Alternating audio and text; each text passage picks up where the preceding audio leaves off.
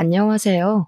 저는 결혼한 지 6년 만에 이혼을 결정한 30대 여성입니다. 제 인생만큼은 이혼은 없을 거라 생각했는데, 역시 사람은 함부로 앞을 내다보면 안 되는가 봅니다. 정말 이혼까지는 하고 싶지 않았는데, 아무리 가족이더라도 서로 존중이 사라지면 관계를 유지하기 어렵다는 걸 이번 기회에 제대로 배웠네요.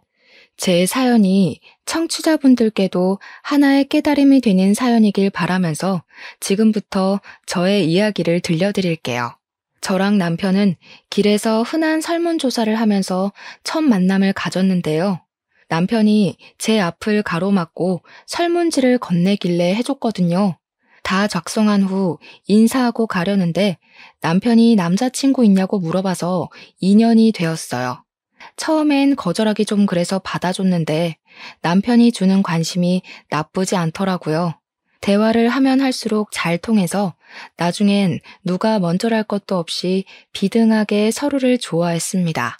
성격뿐만 아니라 가치관까지 잘 맞아서 결국 결혼도 약속하게 되었죠. 시부모님께 인사하러 가기 전에 남편이 먼저 시부모님에 대해 얘기를 해줬는데요. 시부는 삼겹살 가게를 운영 중이었고 시모는 보험 설계사라고 했어요.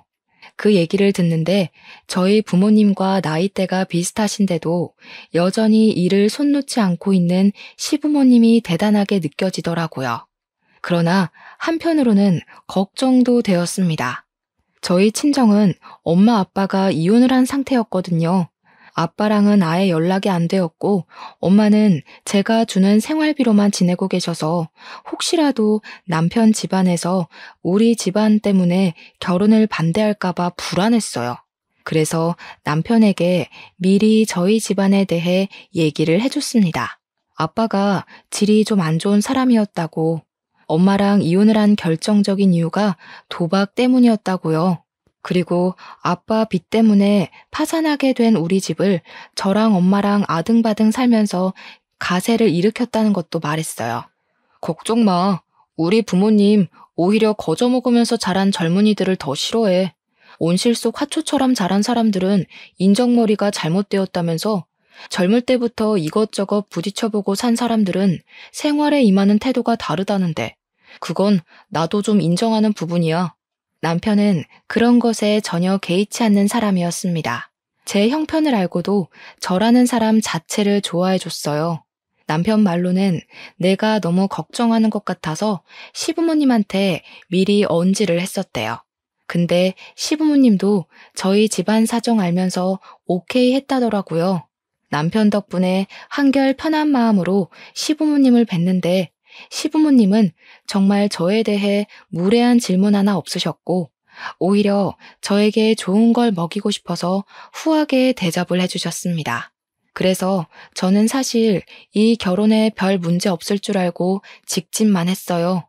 분가로 신혼을 시작했고 혼수랑 예단은 남편과 상의해서 서로 안 하는 걸로 합의를 보았죠. 저희들의 결정을 시부모님께서도 좋아해 주셔서 다행이었어요. 저랑 남편은 맞벌이를 하면서 차곡차곡 돈을 모았고 신혼살림을 하나씩 구입하는 재미로 잘 살았습니다. 그렇게 평소와 같은 어느 날 시댁에 밥을 먹으러 갔다가 알게 된 사실이었는데요. 시부 가게에서 일하는 아르바이트생이 가게에 돈을 들고 튄 사건이 발생했다는 거예요. 그 도둑은 대학생 신분이라 하대요. 사실 CCTV로 충분히 그 도둑놈을 잡을 수 있었지만 시부가 오죽 상황이 어려웠으면 돈을 훔쳤겠나 싶어서 그냥 내버려뒀다고 하더라고요. 그날은 도둑놈이었지만 그동안은 가게 일을 착실하게 해낸 착한 아르바이트생이라고 하면서요. 그 총각이 아무리 착하면 뭐해요? 결국 남한테 피해를 준 건 틀림없는 사실인데 자기 형편 어렵다고 남의 돈 막 훔쳐가면 되나? 자기가 돈 벌어먹기 힘든 줄 알면 남의 집 사정도 마찬가지로 어려울 수 있다는 걸 알아야지. 걔는 뭐 돈 들고 튀면서 마음이 좋았겠어? 그런 건 아무런 상관이 없는데 다만 앞으로 일이 걱정이네. 일손이 하나 모자라서 말이야. 다른 아르바이트생 구하자니 오늘 같은 사고가 안 날 거란 보장도 없고 걱정이야. 그 소리를 듣고 저는 시부의 인품에 감탄을 했습니다. 저 같으면 당장 신고해서 혼쭐을 내줬을 것 같거든요. 여기까지 저는 분명 시부를 좋게 봤어요.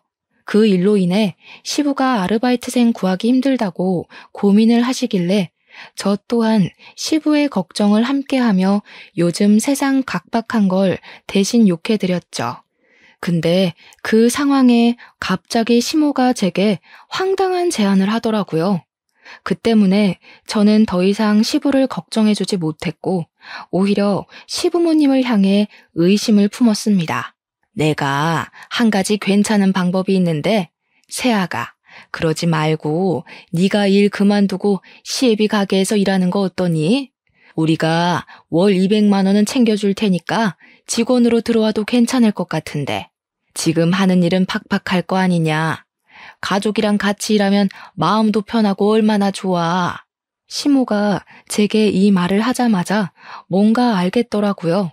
시부모님은 아르바이트가 안 구해진다고 고민을 하셨지만 아르바이트를 구할 생각이 없으셨던 거예요.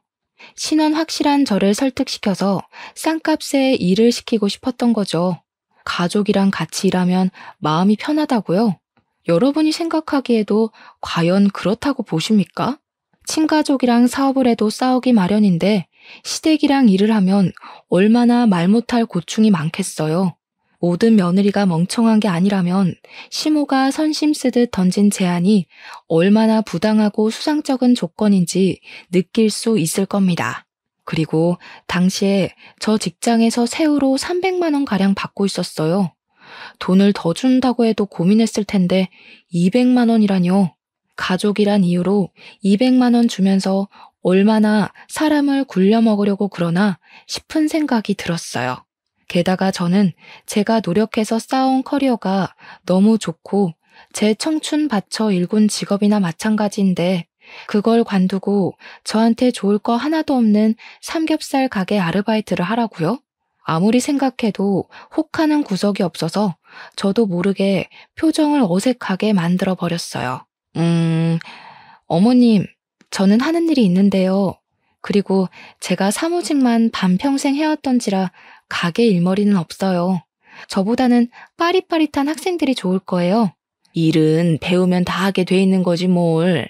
식구가 곤란하다고 하면 돕고 그럴 줄도 알아야지.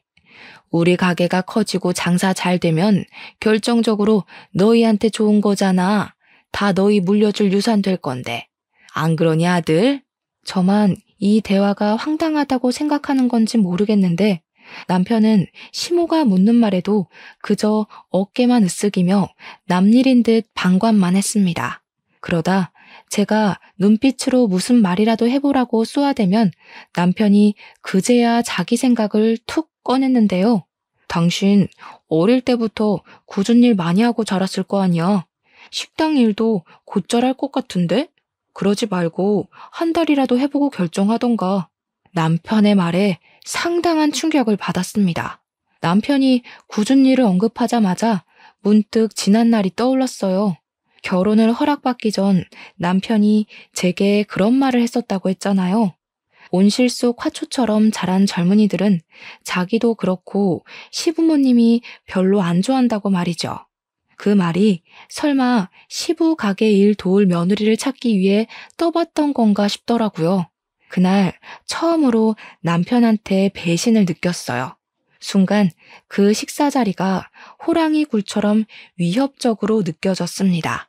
결국 저는 아무도 편들어주는 사람 없이 혼자서 헤쳐나갔어요. 할 수 없이 최대한 시부모님의 마음이 안 상하게 죄송하다고 거절을 했어요. 정말 죄송합니다, 어머님. 아버님 가게 힘드신 거 이해하겠는데 제 일을 그만두고 그곳에 갈 수는 없어요. 저한테는 제 직업이 굉장히 소중한 거거든요. 앞으로 승진도 앞두고 있고 월급도 계속 오를 거라서요.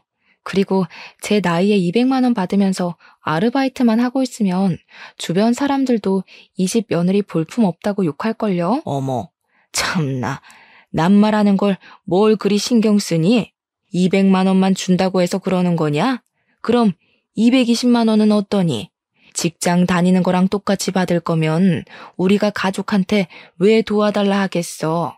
싸게 일 시킬 수 있는 학생들 쓰지. 그럼 그렇게 하세요. 어머님 말씀하시는 거 들어보니까 저를 가족이라는 이유만으로 싸게 일 시키고 싶은 것 같은데 제가 잘 나가는 직장 내려놓고 그 조건을 받아들일 리가 없죠. 대화를 하다 보니 내몰렸다는 생각을 해서 그런가 저도 모르게 시모의 말을 좀 냉철하게 받아쳤다는 걸 알았어요. 그걸 알아챘을 때는 이미 시모가 제 태도에 화가 난 상태였죠. 제가 단호하게 거절하자 시모는 더 이상 말을 잇지 않고 식사 자리를 정리하셨습니다. 그 옆에서 시부도 한숨을 크게 내쉬더니 자리에서 일어났어요. 시모는 주방으로 가버리고 시부는 방으로 들어가 버리자 그제야 저는 말실수를 했다는 걸 자각했습니다. 그 와중에도 남편은 밥 먹기 바빠 보였어요. 시부가 남긴 밥까지 가져가선 혼자만 속 편하게 배를 채웠습니다.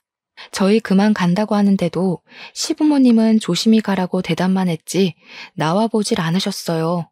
시부모님이 저 때문에 토라진 건 알겠는데 그렇다고 제가 하고 싶지 않은 일을 하겠다고 선심을 보일 순 없었어요. 제 모든 걸 포기하고 고기 불판 닦는 일을 하는 건 너무 손해가 크잖아요. 그리고 저는 이 상황을 그냥 방관한 걸로 모자라 저를 더 곤란하게 만들었던 남편에게 서운함을 느꼈습니다. 집으로 돌아가는 차 안에서 남편에게 한마디 했어요. 당신이 거기서 그런 소리를 하면 어떡해. 당신 때문에 그 상황에서 내가 더 죄인이 됐어.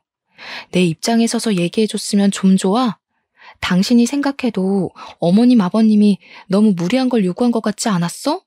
무리할 게 뭐가 있어. 어차피 직장이란 건 언젠가 은퇴가 있기 마련인데 사업은 내가 죽기 전까지 평생 할 수 있는 거잖아. 엄마 아빠가 일 못하게 되면 그 사업 우리 물려준다는데 미래를 생각해서 부모님한테 잘 보여놓으면 좋지 뭘 그래.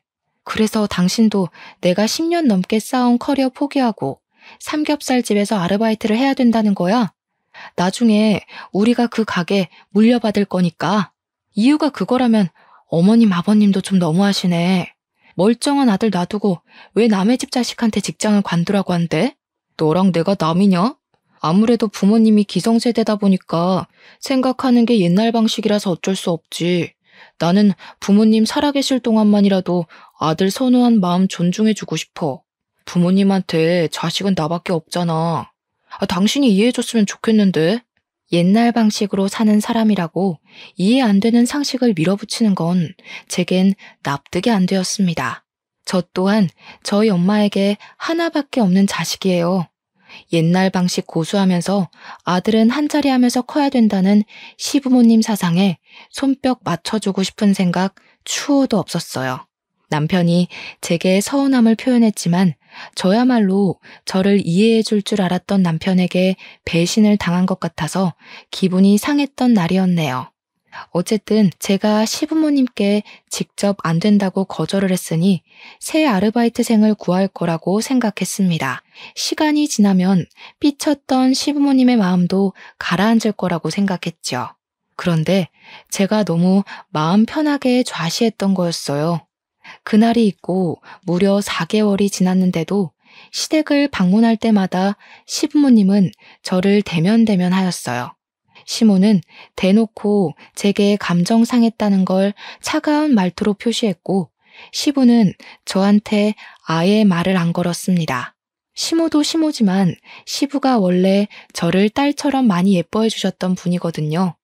근데 아르바이트 거절했다고 저를 4개월째 투명인간 취급하시니 정말 난감하더라고요. 괜히 마음이 불편해서 저 또한 표정에 곤란함이 그득할 때면 시모가 그런 제 모습을 마주칠 때마다 꼭 가슴 후벼 파는 말을 한마디씩 툭 던지셨어요. 너도 참 독한 편인가 보구나. 가족일 좀 도와주면 될 걸 그게 그렇게 힘들어? 아니면 눈치가 없는 거냐? 우리가 이렇게까지 기분 상해 있으면 젊은 네가 먼저 다가와서 좀 져줄 수 있는 거 아니야? 우리랑 이렇게 지내는 거 불편하면 내 제안 다시 생각해보지 그러니. 네? 아직 아르바이트 안 구하신 거예요? 죄송하지만 어머님, 제 생각은 여전히 똑같아요. 어머님이랑 아버님이 백날 첫날 기다리고 여쭤보셔도 만족스러운 답을 못 드려요. 그러니까 아르바이트 구하세요. 너 보통 고집이 아니구나. 당분간 이 집 문턱 넘는 일 없도록 해라. 아무래도 내가 한동안은 네 꼴 보기 싫을 것 같다. 그래도 시부모님 기분 풀어주고자 일주일에 한 번은 시댁을 찾아왔었는데 그게 오히려 시부모님께 반감을 샀던 것 같았어요. 시부모님이 제가 먼저 아르바이트 하겠다고 말해주길 기다린 것 보면 저를 볼 때마다 그 생각만 하고 있었나 봅니다. 시간이 갈수록 시부모님이 주는 압박과 눈치는 점점 더 심해져서 저 결국 시모 말대로 시댁 가는 발걸음을 줄이게 되었고 어느 순간 저도 모르게 발길을 뚝 끊게 되었어요. 시댁과 화해를 하고 싶지만 당장은 제 얼굴을 보여주는 것이 그분들께 스트레스일 것 같아서 저도 조심했습니다. 그러나 아무리 사이가 안 좋더라도 시댁 행사는 가야 하잖아요. 제가 명색의 며느리인데 시부모님이 꼴 보기 싫다 했다고 시부모님 생신까지 안 챙기면 얼마나 눈치 없는 며느리가 되겠습니까? 시부 생신이라서 마침 시부가 좋아할 만한 선물 사주며 기분을 풀어주면 좋겠다고 생각했습니다. 그래서 저 정말 회사 반차까지 내면서 백화점에 가 신중하게 시부의 선물을 골랐어요. 남편이 뭐하러 그렇게까지 하냐고 그냥 용돈 주면 된다고 하길래 그건 뭔가 성의가 없는 것 같아서 꼭 선물을 해드리고 싶었어요. 그렇게 긴장되는 마음으로 오랜만에 시댁을 방문했습니다. 시부모님은 생신날이라 그런지 평소보다는 말투가 부드러웠어요. 여전히 제 눈은 잘 안 마주쳤지만 저더러 왜 왔냐고 타박하지도 않았고 시모 일을 도와줘도 시모가 제게 나무라는 일도 없었습니다. 그러나 문제는 식사 자리에 앉고부터 시작이 되었어요. 시부모님은 식사 자리 앞에서 어김없이 아르바이트생 구하기 어렵다는 얘기를 또 했습니다. 아, 이러다 진짜 장사 접어야 되는 건 아닌가 몰라. 요즘 젊은 사람들은 도대체 어떻게 믿고 써야 되는 거냐? 하도 금방금방 관둬서 사람 구하는 것도 힘들어 죽겠다. 계속 이러면 나도 짜증나서 더는 못해 먹어.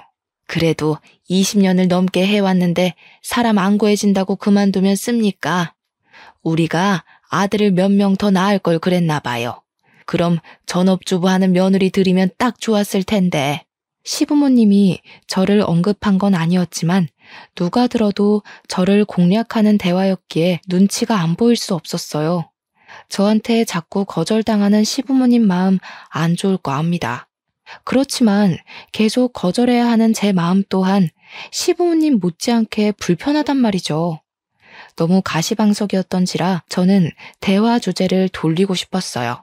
그래서 시부에게 제가 사온 선물을 건넸습니다.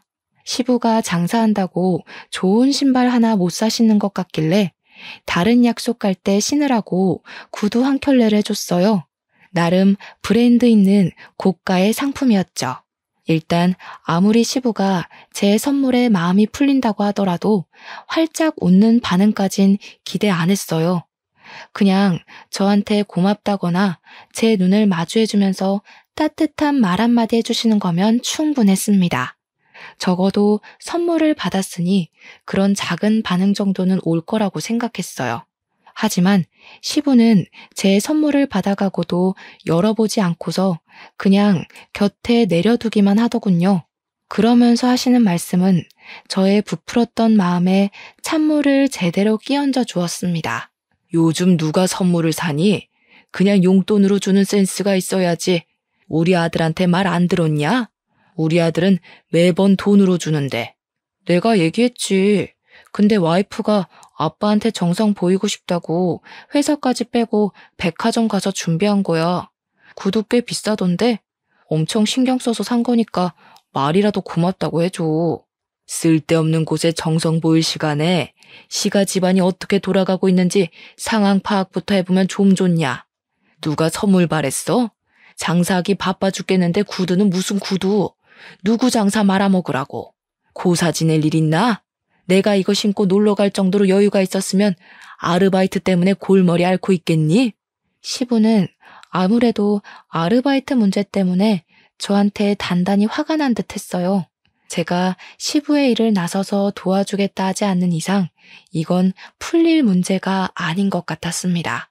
그래도 신경 써서 시부모님의 마음을 풀어주고자 진심을 많이 기울였는데 시부한테 매정한 말을 들으니 정말로 속상하더라고요. 결국 저는 그날 먹은 음식을 제대로 체해버렸습니다. 집에 가서 화장실에서 하루 종일 토를 했는데 역류해서 눈물이 났다기보단 좀 서러워서 눈물이 났어요. 생각할수록 시부모님께 화가 나기까지 했습니다. 고작 아르바이트 하나 거절했다고 저는 한순간에 시댁에서 천하의 못된 며느리가 되어버렸어요. 이럴 수가 있는 일인가요? 그렇다고 제가 생각을 바꿀 것도 아니고 시부모님도 저를 배려해 줄 생각이 없고 어쩔 수 없이 저랑 시댁의 사이는 계속해서 멀어져 갔어요.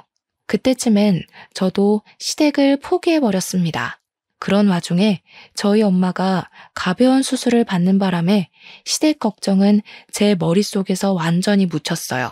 엄마가 어느 날 전화가 와서는 가슴이 아파서 병원 검사를 받고 간단한 수술을 하게 되었다고 급전 100만 원가량만 해달라고 하더라고요.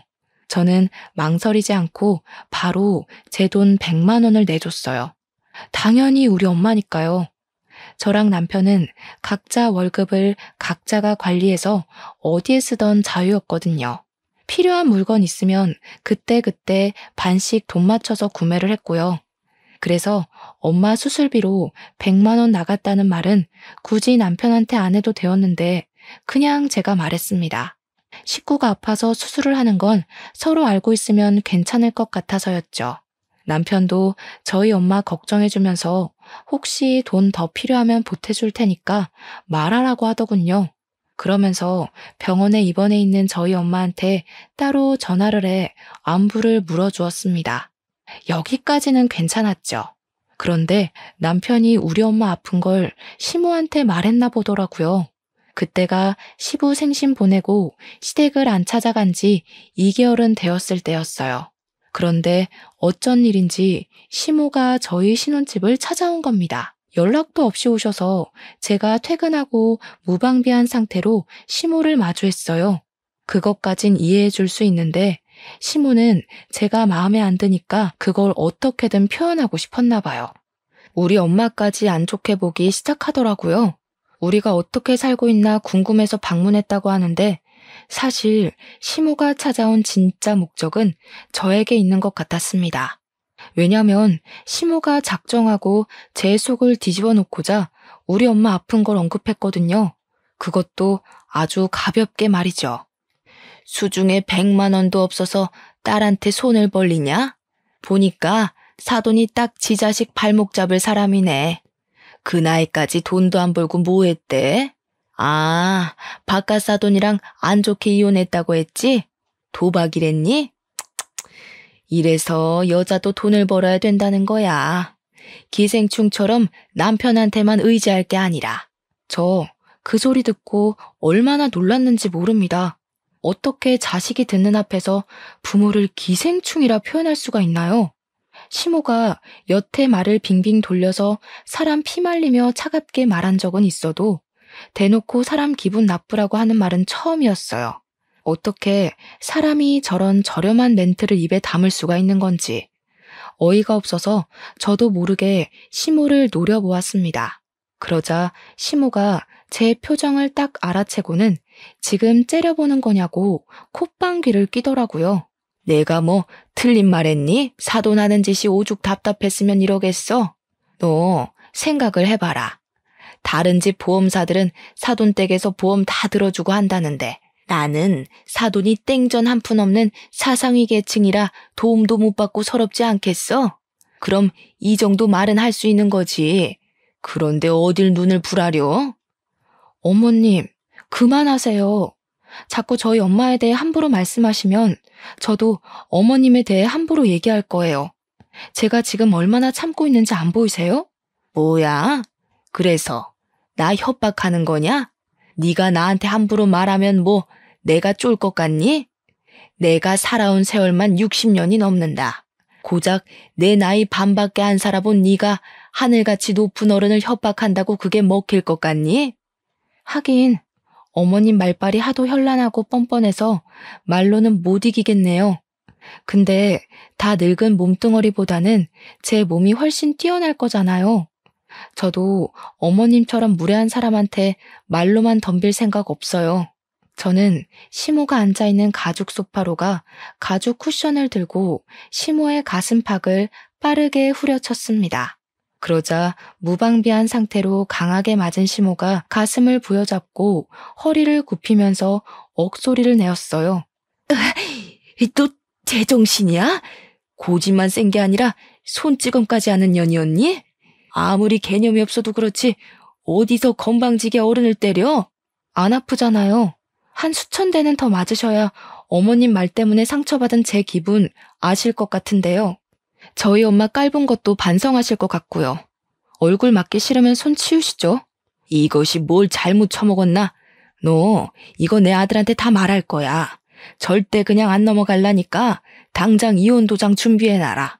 네, 준비할게요. 그럼 이제 제 어머님도 아니시니까 우리 엄마 모욕한 아줌마 취급해도 되는 거죠? 전 생판 남한테는 자비가 없는 사람이라서요.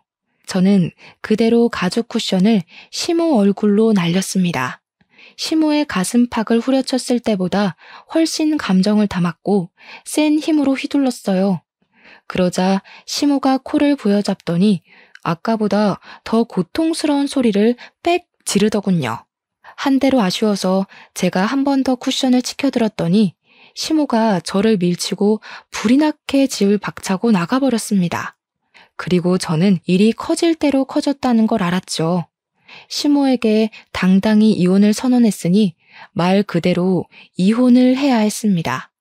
당연히 이 사실을 알았을 남편은 시모의 말만 들었을 테니 시모 편에 서서 제게 항의할 거라 예상을 했어요. 역시나 예상 적중이더군요.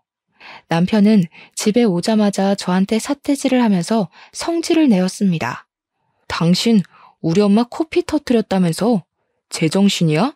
어떻게 나이 많은 어른한테 손찌검을 할 수가 있어? 당신 그렇게 안 봤는데 예의라곤 말아먹은 사람이었어? 긴 말하지 말고 그냥 도장 찍자.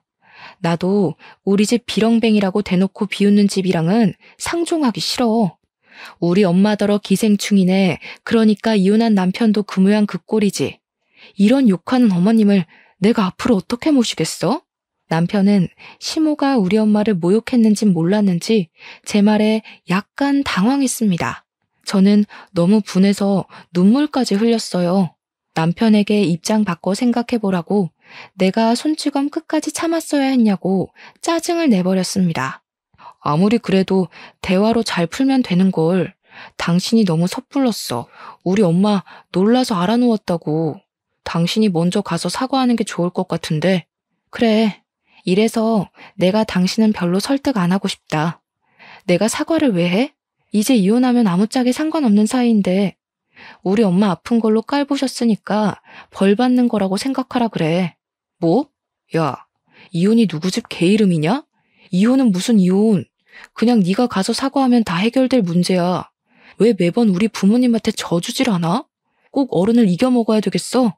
반대로도 묻고 싶네. 꼭 자식 같은 젊은이를 이겨먹어야겠냐고. 나이 많다고 무조건 배려받기만 원하지 말고 먼저 선심을 보였어야지. 이혼하기 싫으면 어머님 보고 직접 와서 나한테 사과하라고 해. 우리 엄마 깔본 것도 정식으로 사과하라고 하고. 안 그럼 이혼이야.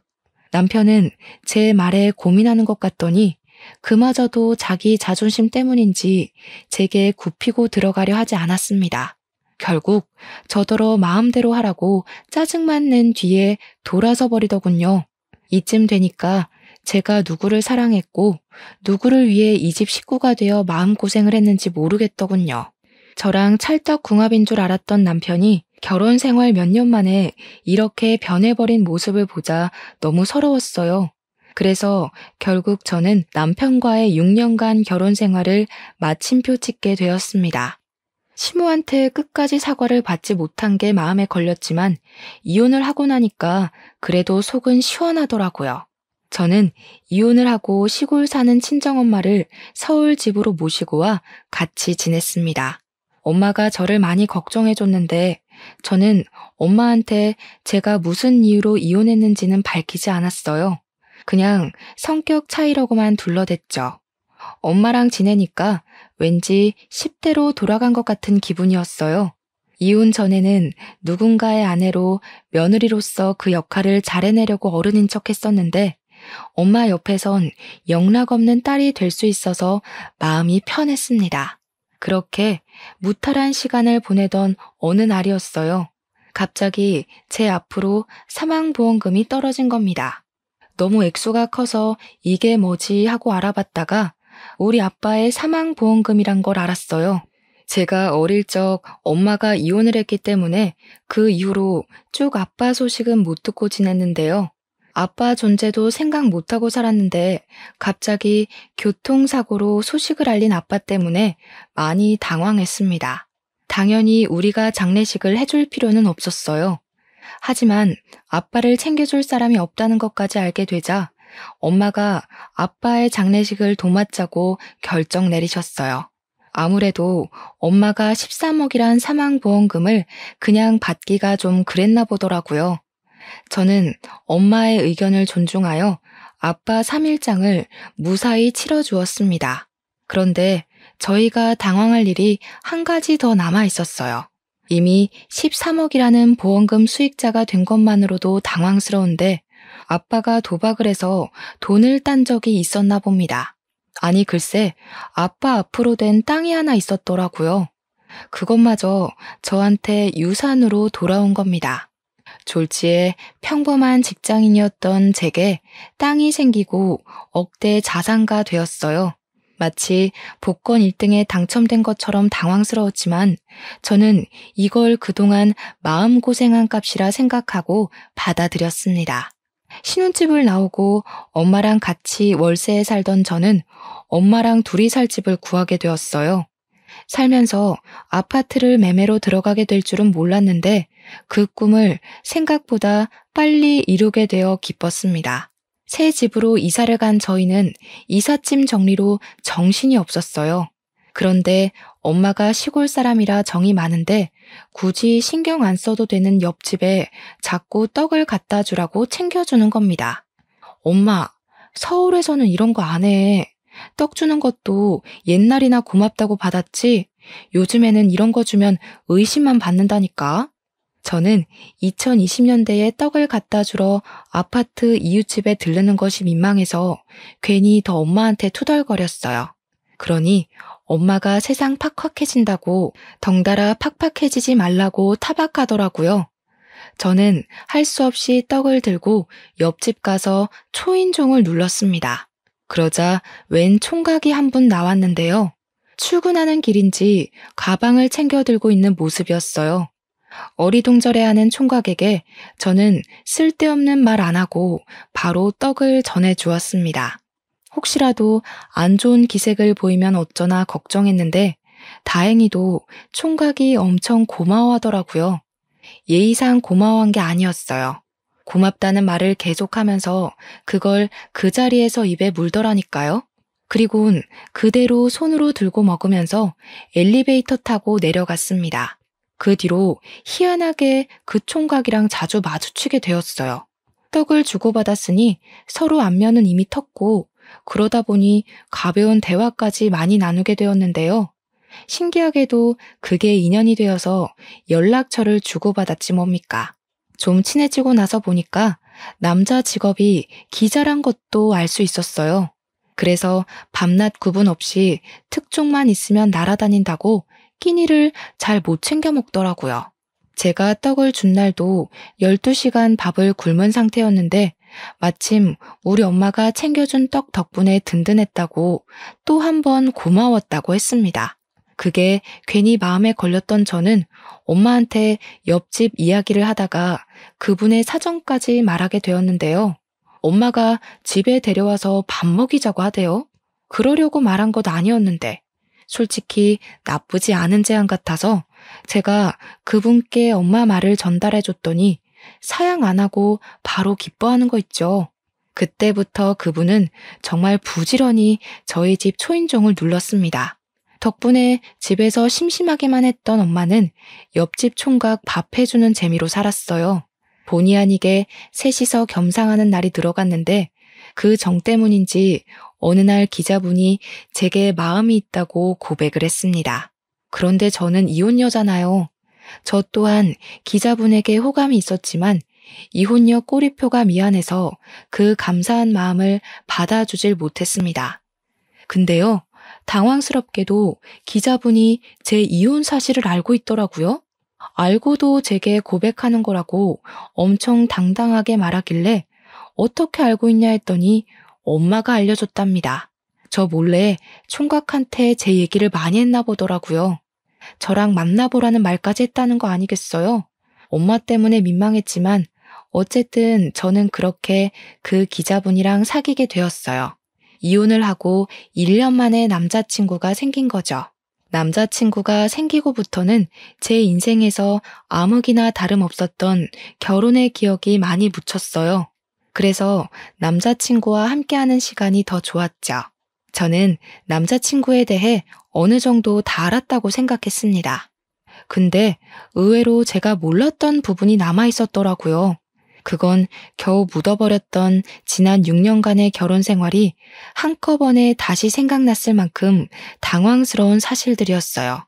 어느 날 남자친구랑 같이 데이트한다고 연차를 내고 나름 멋을 부리며 들떠있던 날이었어요. 남자친구가 저한테 같이 가고 싶은 곳이 있다고 데려가 주더라고요. 그런데 그 방향이 매우 익숙한 방향이었고 또 아는 동네인 겁니다. 그때부터 제 눈이 아주 바쁘게 돌아갔어요. 설마 했는데 잊은 줄 알았던 시댁의 흔적이 있는 곳인 거 아니겠어요? 남자친구가 저를 데리고 간 동네는 바로 시부의 삼겹살 가게가 있는 곳이었습니다. 저는 남자친구한테 티를 내지도 못하고 눈치만 봤어요. 그리곤 우연히 전 시부의 삼겹살 가게 앞을 지나가게 되었을 때 그 내부를 슬쩍 엿봤습니다. 참 타이밍 좋게도 시부가 손님이랑 싸우고 있더라고요. 거짓말도 작작 쳐야지. 손님이 일부러 벌레 넣었는지 아닌지 내가 어떻게 알아요? 우리 매장에 CCTV도 없거든요. 그거 알고서 마음대로 벌레 넣은 거 아니야? 어머머, 말하는 것 좀 봐. 저 그렇게 한가한 사람 아니거든요. 사장이시면 빨리 환불이나 해달라고요. 환불 못 해줘요. 기분 나쁘면 인터넷에 올리든가 말든가. 분명 우리가 갖다 줄 땐 벌레 없었다고요. 나는 모르는 일입니다. 손님이랑 싸우고 있는 시부를 보면서 예나 지금이나 성질머리 참 여전하다는 생각을 했어요. 괜히 쳐다보다가 엮이고 싶지 않아서 남자친구를 일부러 덧끌며 다른 길로 가려고 했습니다.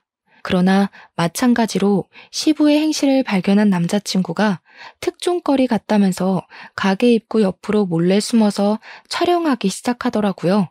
너무 놀라서 남자친구한테 그러지 말라고 저지시켰지만 이미 늦어버린 후였어요. 시부가 아닌 시모한테 들키고 만 거죠. 시모는 제 남자친구를 향해 뭐 하는 놈이냐고 삿대질을 하다가 그 옆에 서 있는 저를 보고서 기겁하셨습니다. 어머 깜짝이야. 너 뭐야? 어디서 재수없게 또 얼굴을 비춰? 설마 뒤늦은 복수라도 하겠다는 거니? 시모의 돌발 행동에 남자친구랑 저랑 시모가 아는 사이라는 걸 눈치채버렸어요. 저한테 대놓고 묻길래 저도 굳이 숨길 필요 없어서 전 시모라고 얘기를 해주었습니다. 그러자 시모도 대강 우리 사이를 알아챈 것 같더라고요. 아이고, 그새 남자를 만났네. 거기도 조심하세요. 이 아가씨 땡전 한 푼 없는 사람이야. 만약 이 아가씨랑 결혼하잖아요? 그럼 총각이 이 아가씨 친정까지 다 먹여 살려야 돼. 정말 비렁뱅이라니깐. 피 보고 싶지 않으면 당장 헤어지는 게 좋을 거예요. 땡전 한 푼 없다고요? 처음 듣는 소린데요. 혹시 땡전 한 푼 없는 집안이라고 속으셨던 거 아니고요? 말도 마세요. 얘 엄마가 주머니에 100만 원도 없어서 딸내미 등에 빨대 꽂는 사람이라고. 내가 사돈까지 했던 사람인데 그것도 모를까봐. 총각도 괜히 이 여자한테 봉변당하지 말고 가볍게 만나고 내다 버려요. 어른으로서 조언해주는 거니까 새겨듣고. 시모는 자기가 제 앞길을 완벽하게 방해했다고 생각하는 건지 저를 비웃고 있었습니다. 근데 안타깝게도 시모가 웃을 수 있는 기회는 딱 그까지였어요. 시모가 기억하고 있는 저희 집 형편은 다 옛날 일이 되어버렸는데 그런 줄도 모르고 한 방 먹였다고 웃고 있는 꼴이 참 보기 재밌었습니다. 저희 집이 이혼을 하고 그 사이에 많은 변화가 있었잖아요. 마치 시가가 제게 원흉이라도 되었던 건지 결혼을 하자마자 제가 부를 얻었어요. 원래 시골촌에 있던 저희 집 본가는 이제 20억짜리 고급 빌라가 되었을 정도입니다.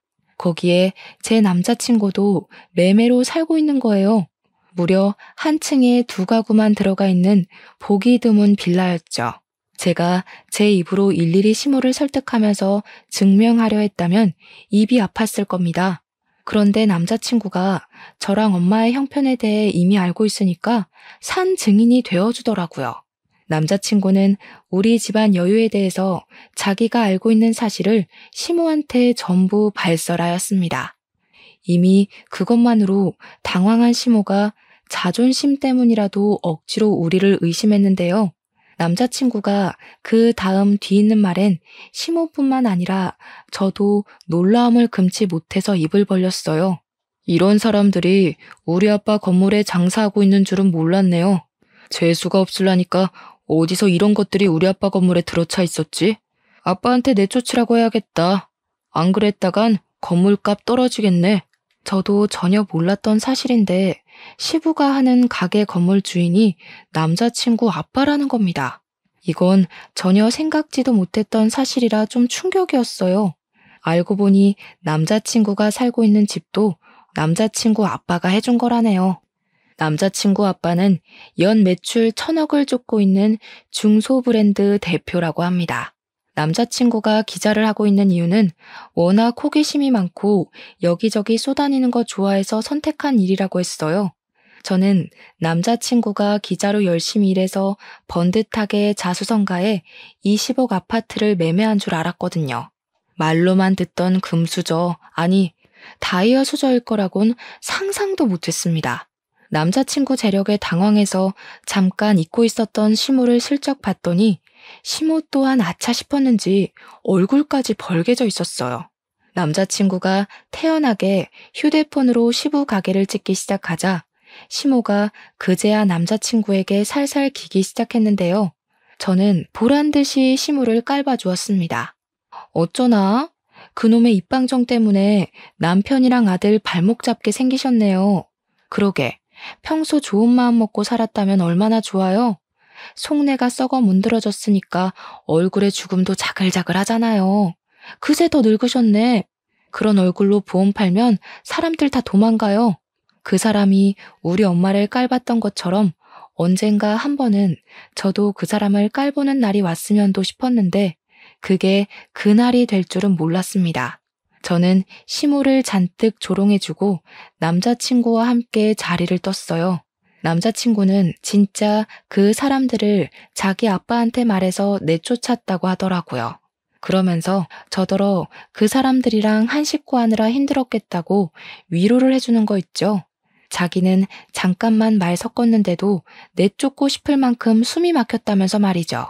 그 뒤로는 그 사람들 소식을 굳이 안 찾아봐서 모르겠는데 아마 비제에 전전하고 있지 않을까 싶어요. 저는 만나고 있는 남자친구와 결혼 전제로 만나는 건 아니에요. 좀 잘 맞고 잘 통한다고 해서 덜컥 결혼을 결심하는 건 어리석은 행동이란 걸 알아버렸거든요. 결혼을 하고 싶은 타이밍이 어떨 때 들어야 정답인 건지 아직은 모르겠지만 지금 만나고 있는 남자친구랑은 그저 모든 걸 신중하고 싶네요. 아무튼 이혼을 고민하고 계신 분들이나 한 번 정도는 이혼을 마음에 품어봤던 여러분들도 여러분들에게 가장 최선인 해답을 향해 나아갈 수 있었으면 좋겠습니다. 늘 행복하시고 소중한 시간 내어 관심 있게 들어주신 것도 감사합니다.